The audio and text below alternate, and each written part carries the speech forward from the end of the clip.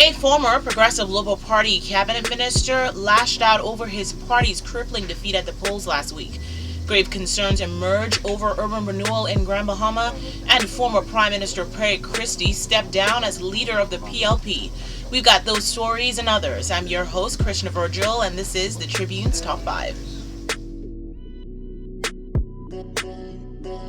Following a devastating defeat at the polls for the Progressive Liberal Party, former Foreign Affairs Minister Fred Mitchell sought to downplay the Free National Movement's win during the election. Mr. Mitchell on Sunday downplayed the FNM's landslide victory over the PLP, claiming that the FNM's victory was due in part to the money of foreign interests, the turn of clever phrases, and the manipulation of a population suffering from the ill effects of the economic recession. Mr. Mitchell, in a statement, completely dismissed propaganda and rubbish surrounding the reasons for the PLP's crushing defeat at the polls on May 10th. As he said, there is nothing revolutionary or far-reaching about the FNM's simple election victory, which can be reversed in 5 years. In response, however, Deputy Prime Minister Peter Turnquest said Mr. Mitchell's statement smacks of sour grapes, and that the Bahamian people's decision to vote the PLP out of office was largely due to them being tired of the same kind of arrogance and disrespect from the PLP that Mr. Mitchell's statement exuded. The FNM won 35 out of 39 seats in the House of Assembly, while the PLP only won 4, only one of which was in New Providence. The election wiped out a number of senior PLP members and saw former Prime Minister Perry Christie lose his long-held Centerville seat.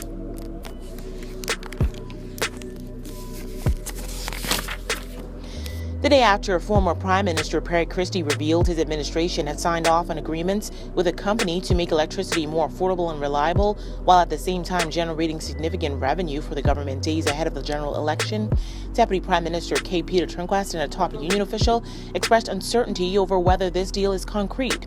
Speaking to the Tribune Tuesday, Bahamas Electrical Workers Union President Paul Maynard said while he did hear of an agreement, it was not officially brought to the attention of the union.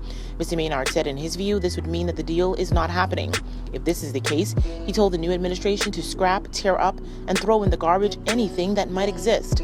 Meanwhile, Mr. Turnquest said the former Prime Minister needed to come forward and shed light on the revelation he made at the Progressive Liberal Party's headquarters on Monday night.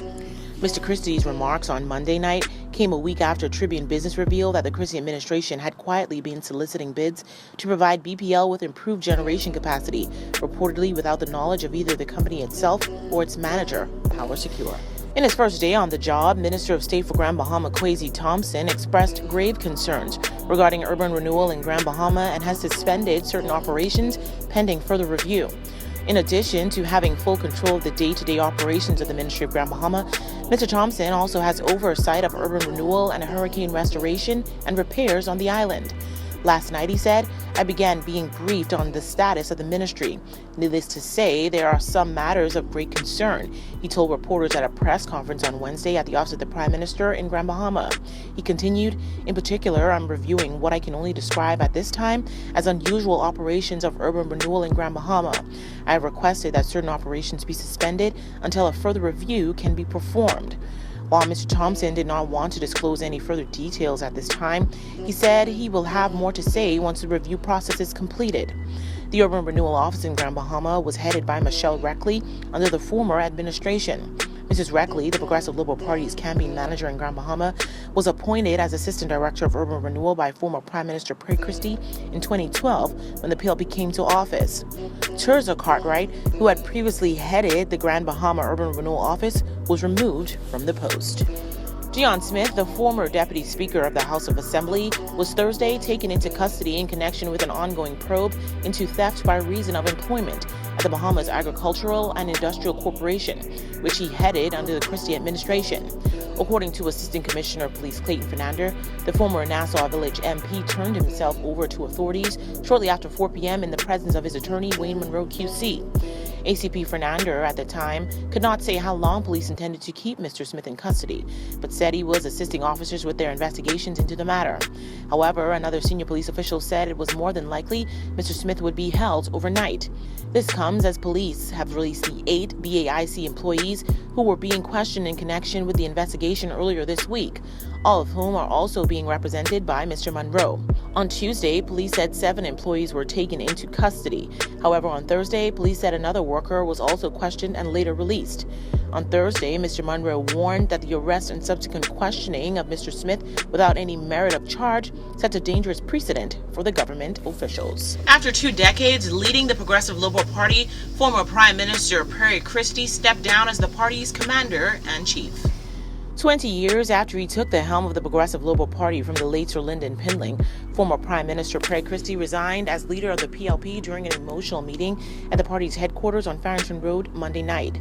With Mr. Christie's resignation, former Deputy Prime Minister Philip Briggs Davis will now serve as leader of the PLP. Many cheered and some shed tears as Mr. Christie recounted his story as a politician, the adversities he faced in life, and the successes of his administration as he sees them, from urban renewal, the Bahamas Agriculture and Marine Science Institute, Bahamar, and National Health Insurance, among others. In a speech that often moved from reflective to defiant, Mr. Christie said he accepts full responsibility for his party's defeat in last week's general election, the worst defeat the party has ever suffered at the polls. He said, quote, "I also accept without reservation that the best traditions of our democracy, no less the impulses of my own conscience and value system, dictate that I resign as the leader of our party. This is the correct and only thing for me to do from both a political and moral perspective." Mr. Christie said it is critical to the rebuilding of the PLP that the party understands the message voters sent it will last week's general election, results that he called on PLP supporters to humble themselves before the electorate. Want to get in on the discussion? Well, here's how you can. Just log on to our website at www.tribune242.com, like us on Facebook, the Tribune News Network, send us a tweet at Tribune242, or subscribe to our YouTube page, Tribune242.